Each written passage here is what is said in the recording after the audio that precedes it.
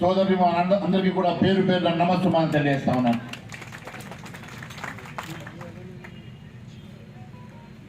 ఈ రాష్ట్రంలో 7 ఏళ్ల క్రితం ఏర్పడినటువంటి కాంగ్రెస్ ప్రభుత్వం ఎన్నో హామీలు ఇచ్చి ఏ ఒక్క హామీ నెరవేర్చకపోగా ఎంతో గంభీరంగా రుణమాఫీ చేస్తామని చెప్పి దేవుళ్ళ మీద ఒట్టు పెట్టి మొన్నటి పార్లమెంట్ ఎన్నికల్లో ఓట్ల కోసం ఎక్కడ దేవుడు కనబడితే అక్కడ దేవుడి మీద ఒట్టు పెట్టి, ఎక్కడ దర్గా కనబడితే అక్కడ దర్గా మీద ఓటు పెట్టి ఖచ్చితంగా రుణమాఫీ చేస్తాం, 2 లక్షల రుణమాఫీ ప్రతి రైతన్నకు కూడా రుణమాఫీ చేస్తామని చెప్పేసి పలికినటువంటి ముఖ్యమంత్రి గారు మొన్న వైరాలో జరిగినటువంటి 15 ఆగస్టు మీటింగ్లో అందరికీ రుణమాఫీ చేశారని చెప్పారు. మరి రైతన్నలు పెద్ద ఎత్తున రోడ్డు మీదకి వచ్చి మాకు రుణమాఫీ జరగలేదు, మా అందరికీ కూడా రుణమాఫీ జరగలేదని చెప్పి రోడ్ల మీదకి వచ్చిన తర్వాత ఈరోజు మళ్ళీ దాని మీద సమీక్ష చేస్తూ ఉన్నారు. అంటే రుణమాఫీ వారు చేశామని చెప్పిన మాట వాస్తవం కాదని, వారు రుణమాఫీ చేశామని చెప్పి అబద్ధాలు చెప్పామని చెప్పి చెప్పకనే ఒప్పుకున్నారు. అన్నిటికన్నా ముఖ్యం వారి స్వయంగా వారి మంత్రి తుమ్మల నాగేశ్వరరావు గారు మొన్న చెప్తా ఉన్నారు సగం మందికి మాత్రమే రుణమాఫీ జరిగిందని. వారి మంత్రి పొంగురెడ్డి శ్రీనివాస్ రెడ్డి గారు చెప్తా ఉన్నారు ఇంకా 12,000 కోట్ల రూపాయల రుణమాఫీ జరగతుందని. అంటే వారి సహజ మంత్రులు ఈరోజు రుణమాఫీ జరగలేదని చెప్తా ఉంటే ఒకవైపు ముఖ్యమంత్రి గారు రుణమాఫీ జరిగిందని చెప్పి దేవుళ్ళ మీద ఒట్టు పెడుతున్నాం. వారి ప్రభుత్వంలో ఉన్నటువంటి మంత్రులే రుణమాఫీ జరగలేదని చెప్తా ఉంటే ముఖ్యమంత్రి గారి డొల్లతనం ఈరోజు బయటపడింది. ముఖ్యమంత్రి గారు వాస్తవాలు మాట్లాడతలేరు, అబద్ధపు మాటలు మాట్లాడుతూ ఉన్నారని చెప్పి వారి మంత్రులే చెప్పకనే చెప్పినట్టుగా తెలుస్తున్నది.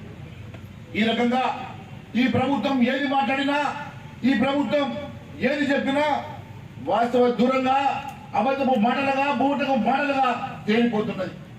ఈరోజు ఏ రైతున్నైతే దినము రాత్రి కష్టపడి రాత్రులక పగలనక వాళ్ళకు భయపడక, ఎండకు భయపడక, తేళ్లకు భయపడక, పాములకు భయపడక దినము రాత్రి కష్టపడి పండించే రైతులను కూడా మోసం చేసేటువంటి ప్రభుత్వం మనుగడ సాగదు అని చెప్పి నేను తెలియజేస్తా ఉన్నాను. అబద్ధాల బూటకపు మాటల మీద, అబద్ధాల మాటల పురాతల మీద ఏర్పడినటువంటి ప్రభుత్వం ఎన్నో హామీలు ఇచ్చి ఒక్క హామీ కూడా నెరవేర్చని ప్రభుత్వం మళ్ళీ రైతులకు మోసం చేయడానికి ఈరోజు రైతులనే కాదు దేవుళ్ళను కూడా మోసం చేసింది. ఎక్కడ దేవుడు కనబడితే అక్కడ, ఎక్కడ ఏ ఊరికి పోతే ఆ ఊరు దేవుళ్ళ మీద ఒట్టు పెట్టేటువంటి ముఖ్యమంత్రి గారు ఈరోజు రైతులతో సహా దేవుళ్ళను కూడా మోసం చేసిండు. దేవుళ్ళ మీద ఒట్టు పెట్టి ఈరోజు మళ్ళీ రుణమాఫీ చేయకుండానే రుణమాఫీ చేశానని అబద్ధాలు చెప్తా ఉన్నారంటే వారి సాహస మంత్రులే చెప్తా ఉన్నారు. వారి వెంట ఉన్న మంత్రులే మరి రుణమాఫీ జరగలేదని చెప్తా ఉంటే ముఖ్యమంత్రి గారి అబద్ధాలు ఈ రకంగా బయటపడేది తెలియజేస్తా ఉన్నాను. మీరు ఏదో మాయ మాటలు చెప్పి తప్పించుకుందామని చూస్తున్నారేమో. ముఖ్యమంత్రి గారు మీ ప్రభుత్వాన్ని వెంటాడతాం, ఖచ్చితంగా మీ మెడలు వచ్చి మీరు ఇచ్చిన మాటకు రుణమాఫీ జరిగే విధంగా మేము పోరాటం చేస్తామని తెలియజేస్తా ఉన్నాను. భారతీయ జనతా పార్టీ రైతుల పక్షాన్ని నిలబడుతుంది, భారతీయ జనతా పార్టీ రైతుల పక్షాన్ని పోరాటం చేస్తుంది. ఖచ్చితంగా మీరు రుణమాఫీ చేసే వరకు మేము ఖచ్చితంగా పోరాటం చేస్తామని తెలియజేస్తా ఉన్నాను. అంతేకాదు ఈరోజు నేను మీ అందరి సమక్షంలో తెలియజేస్తా ఉన్నాను, ఇప్పటి వరకు ప్రభుత్వం ఎంతమందికి మరి రుణాలు మాఫీ చేసిందో మరి ఇప్పటి వరకు పబ్లిక్ డొమైన్ లో పెట్టలేదు. మరి ఈ రాష్ట్రంలో ఎంతమంది రుణాలు తీసుకున్నారు, ఎవరెవరికి ఎంతెంత రుణం ఉన్నది, ఎవరెవరికి మీరు రుణాలు మాఫీ చేసిండ్రు, మిగిలిన వాళ్ళు ఎంతమంది రుణం మాఫీ కాని వాళ్ళు ఎంతమంది ఉన్నారో ఇప్పటి వరకు మీరు శ్వేతపత్రం విడుదల చేయలేదు. కేవలం అందరికి రుణమాఫీ చేసిన అబద్ధాలు చెప్తా ఉంటే ఈ రోజు లెక్కలు చెప్తా ఉన్నాయి. ఈ రాష్ట్రంలో దాదాపు 60 లక్షల మంది రైతులు రుణాలు తీసుకుంటే మీరు కేవలం 22 లక్షల మంది రైతులకు మాత్రమే రుణమాఫీ చేశారు.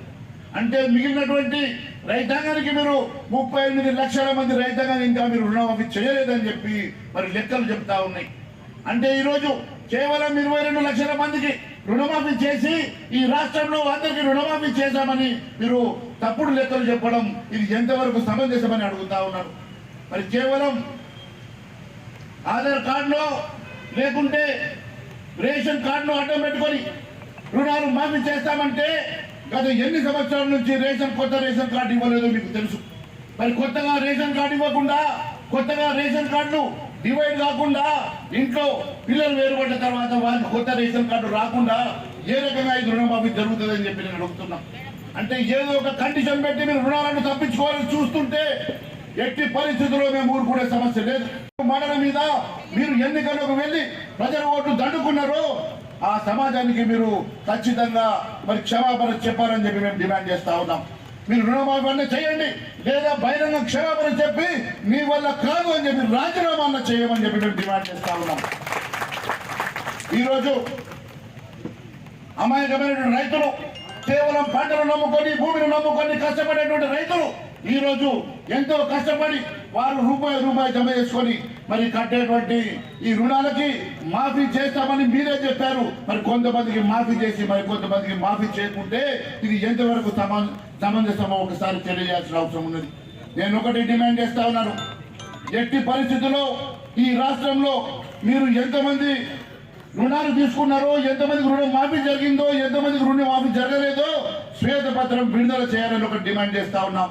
రెండోది, ఈ నెలాఖరు లోపల ఖచ్చితంగా రుణాలు తీసుకున్న ప్రతి ఒక్క రైతాంగానికి రుణమాఫీ చేయాల్సిందిగా మేము డిమాండ్ చేస్తా ఉన్నాం. లేని పక్షంలో భారతీయ జనతా పార్టీ తరఫున ఈ నెలాఖరు లోపల మీరు రుణమాఫీ చేయకుంటే బీజేపీ నాయకుడిగా నేను ఖచ్చితంగా నిరాహార దీక్ష చేస్తానని కూడా నేను సభాముఖంగా తెలియజేస్తా ఉన్నాను.